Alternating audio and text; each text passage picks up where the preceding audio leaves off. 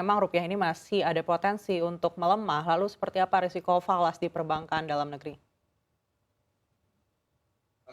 Kalau kita ngeliat memang ada risiko ya. Risiko ini memang mengakibatkan memang flow dana falas dari customer kita yang memang impor itu akan semakin ketat. Dikarenakan memang rupiah melemah gitu ya. Namun di sisi lain potensi nasabah eksportir sebaliknya nih akan mendapatkan keuntungan dari pelemahan rupiah tersebut gitu.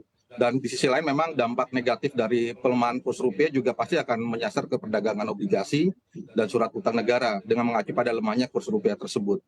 Namun kita perhatikan tadi sedikit menarik ya memang kalau kita melihat geopolitik yang terjadi di saat ini, perang di Israel dan Palestina itu sendiri pun sebenarnya memang yang kita perhatikan adalah pergerakan dari harga komoditi itu sendiri sih.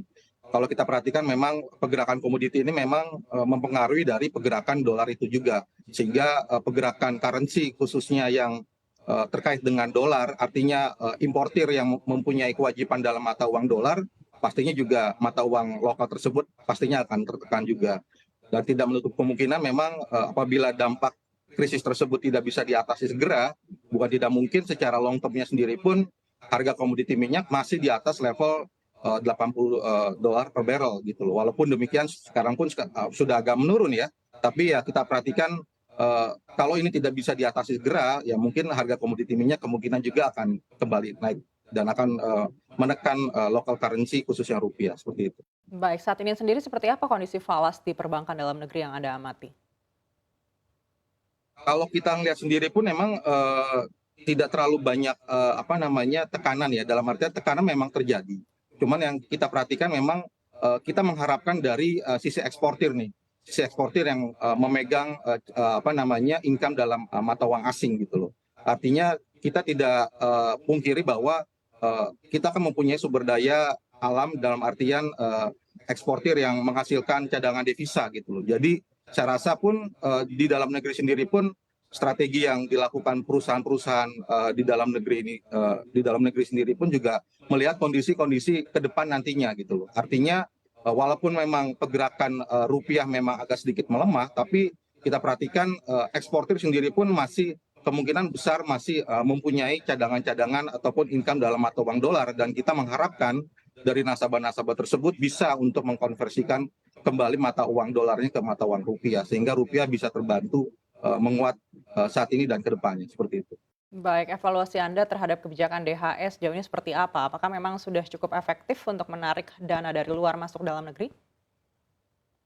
Saya rasa kebijakan itu pun nantinya pasti akan terus dianalisa ya oleh apa namanya pemerintah. Tapi untuk saat ini banyak perusahaan-perusahaan yang memang sudah memberlakukan DHE tersebut gitu loh. Artinya dengan cadangan devisa yang akan bertambah dan artinya bisa mencegah dana apa namanya dolar itu keluar dari dalam negeri, sehingga memang pergerakan rupiah kita perhatikan saja rupiah saat ini juga masih dijaga pada level 16.000 gitu loh. Jadi artinya sebenarnya amunisi sendiri untuk menjaga rupiah agar lebih stabil di bawah 16.000 sendiri pun saya rasa untuk saat ini kebijakan tersebut cukup berhasil ya, walaupun memang perlu apa namanya dievaluasi terus karena memang ada beberapa masukan-masukan juga dari perusahaan-perusahaan yang mungkin sedikit merasa keberatan akibat dari kebijakan tersebut, kemungkinan ya seperti itu. Jadi kita harus lihat evaluasinya ini secara bulanan, apakah nantinya hasilnya nantinya pun bisa dirasakan positif juga buat perusahaan seperti itu.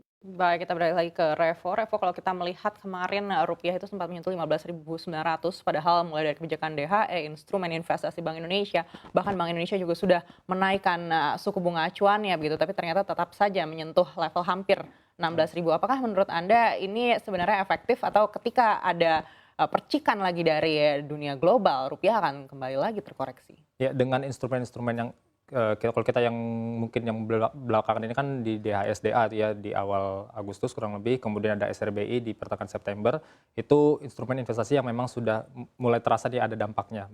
Kalau kita cermati contoh sekuritas rupiah Bank Indonesia itu dari pertengahan September sampai sekarang itu relatively ada net buy terus ya, sudah di atas 7T bahkan di atas 8T rupiah gitu ya. Artinya memang SRBI ini cukup menarik gitu.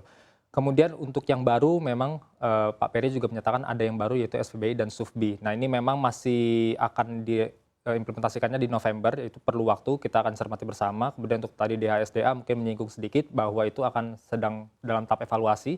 Kita akan cermati bagaimana PP nomor 36 tahun 2023 ini yang merevisi PP nomor 1 tahun 2019 itu apakah sudah bekerja dengan baik atau tidak, perlu ada evaluasi lebih lanjut lagi dari government itu sendiri.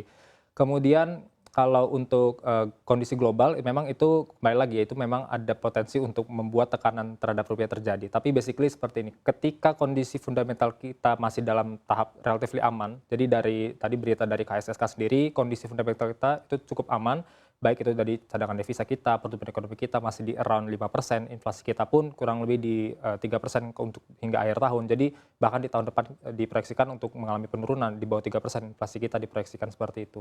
Artinya apa? Memang secara fundamental kita cukup baik gitu ya, semuanya, neraca dagang juga bagus banget, meskipun memang kalau kita perhatikan ekspor impor kita juga ada pelemahan dibandingkan periode sebelumnya, tapi basically kita masih dalam kondisi surplus neraca dagang kita. Artinya ini membuat saya rasa untuk asing melirik pasar domestik kita juga itu membuat akhirnya capital inflow terjadi dan rupiah juga tidak, mungkin kalaupun harus ada terjadi pelemahan, saya rasa tidak akan terlalu volatile sekali, tidak terlalu depresiasi yang cukup besar seperti itu.